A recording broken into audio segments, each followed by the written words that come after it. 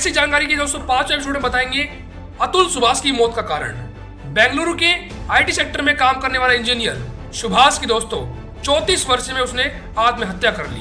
जी हाँ, इसको हम मौत का ही नाम देंगे, क्योंकि दोस्तों उसकी पत्नी और उसके पत्नी के परिवार के द्वारा जिस प्रकार से उसको प्रताड़ित किया जा रहा था 2 साल से दोस्तों, बताएंगे पूरी खबर क्या है पूरा मामला इस वीडियो में। दोस्तों अतुल की पत्नी के परिवार के द्वारा उससे दोस्तों 3 करोड़ रुपए मांगे जा रहे थे। वह परेशान होकर सुभाष की पत्नी के द्वारा और सुभाष की पत्नी के परिवार के द्वारा उसको पिछले कुछ सालों से परेशान किया जा रहा था। न सिर्फ उसको, सुभाष के परिवार को भी दोस्तों, उसके बच्चों से उसको दूर कर दिया गया था। सुभाष दोस्तों परेशान होकर सुसाइड का रास्ता उसने अपनाया। 1.5 घंटे की वीडियो में बताया पूरी मौत का मामला। बने रहिए प्रफुल्ल इंडियन के साथ और दोस्तों चैनल को सब्सक्राइब कर देना, वीडियो को लाइक कर देना, कमेंट कर देना। धन्यवाद और नमस्कार। तो मेरा मानना है कि मुझे खुद को ही खत्म कर लेना बेस्ट है मेरे लिए, क्योंकि जो मैं पैसे कमा रहा हूँ उसी से मैं अपने दुश्मन को बलवान बना रहा हूँ। वही पैसे मुझे ही बर्बाद करने के लिए यूज है, और ये साइकिल बढ़ता ही रहेगा, है ना। मेरे ही टैक्सेस के पैसे से ये कोर्ट, ये पुलिस सिस्टम मुझे और मेरी फैमिली को और बाकी लोगों को भी हैरास करेगा, जो अच्छे लोग। तो जो सप्लाई है वैल्यू का, उसी को खत्म कर देना चाहिए। और anyway gave me a suggestion क्या they told me to commit suicide, and I think they are right.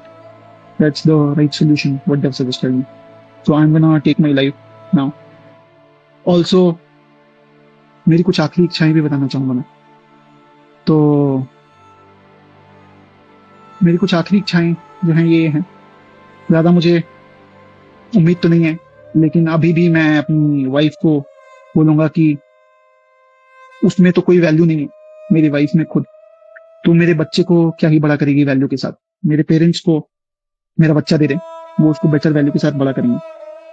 और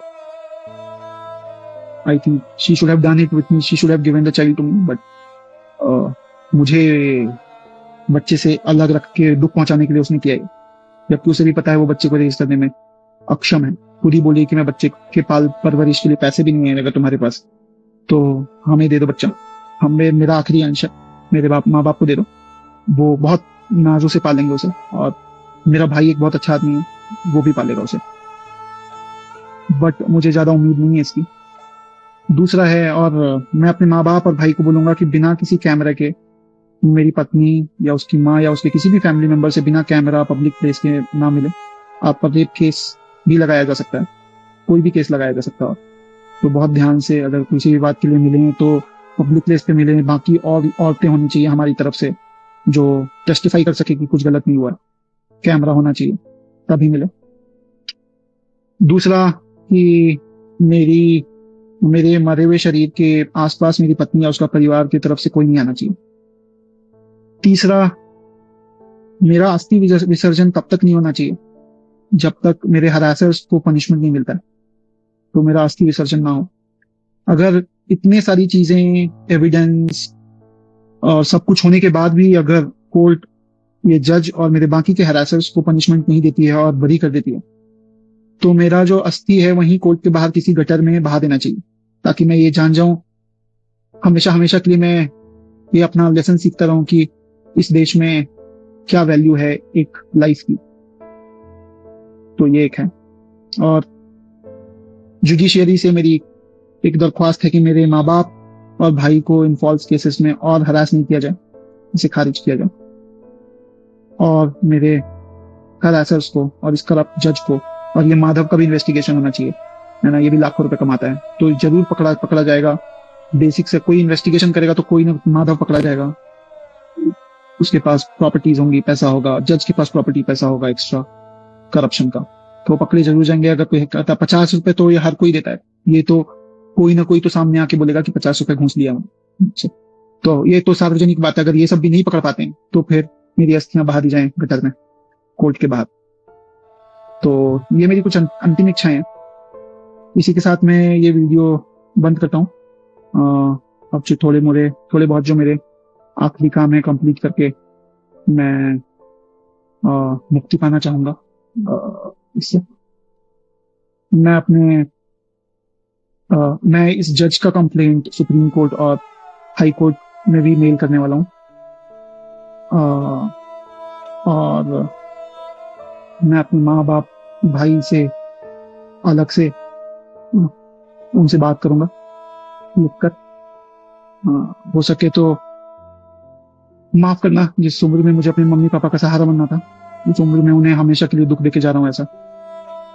तो हुआ क्या था? मार्च के महीना में वो गया था। मार्च के महीना के बाद जब आया ना तो कहा कि पापा वहाँ का जो मीडिएशन का जो जज है, चाहे जो भी लोग है, वकील है चाहे जज है, जो भी है, वो वहाँ की कानून व्यवस्था जो लॉ है अपने भारत का, उस लॉ से नहीं चलता है। लोग उस लॉ को मानता ही नहीं है। जो ये बता रहा था कि इस धारा में ये लॉ होना चाहिए, तो वो उसको हाई कोर्ट के सुप्रीम कोर्ट के लॉ को भी नहीं मानता था।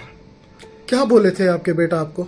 उनको हो क्या रहा था? उनको कुछ नहीं, उनको तो 40 बार बेंगलोर, कम से कम 40 बार गया होगा बेंगलोर से जौनपुर, और माने इतनी धारा उस पर एक खत्म हो जाता था केस तो दूसरा लगा देती थी। इस बात के कारण जो है तो भीतर से फ्रस्ट्रेट था, लेकिन हम लोग को महसूस नहीं होने दिया कि क्या है नहीं है। एकाएक हम लोग को खबर गई है कि वो अपना पूरा मेल वगैरह हमारे छोटे लड़के को रात में किया है 1:30 बजे 2 बजे, हमारे पास 3 बजे उसका फोन आया है। उसके बाद हम लोग कैसे कैसे करके वहां से पटना आए हैं, एयरपोर्ट पटना से बेंगलोर पहुंचे 4 बजे शाम में। मतलब सर आप जानते हैं कि उनके फैमिली कुछ जो अपने वाइफ के ऊपर और उनके फैमिली के ऊपर जो इल्जाम लगाए हैं, सच है वो सारे? एकदम 100% सच है, 100% सच है। उसमें एक आध इल्जाम छूट गया हो तो भले ही, लेकिन जितना इल्जाम वो को याद होगा उतना लगाया हो तो एकदम सही है। मतलब आपके बेटा हेरासमेंट बहुत हेरासमेंट था उसके साथ। हमारी वाइफ 4 महीना रही है, इसको डायबिटीज नहीं थी। वहाँ के टेंशन को देख के वो देखती थी, वहाँ की जो स्थिति है उसको देख करके इसको डायबिटीज हो गई। मतलब आपके बेटे के अतुल के साथ रहती थी? हाँ, नहीं गई थी, उसको प्रेग्नेंट थी तो हमारी वाइफ को हमने भेजा था। अकेले हम रहते थे वहाँ बिहार में, इसको भेजा था कि वहाँ पर मदद करना है बहू की। वहाँ का जो अरे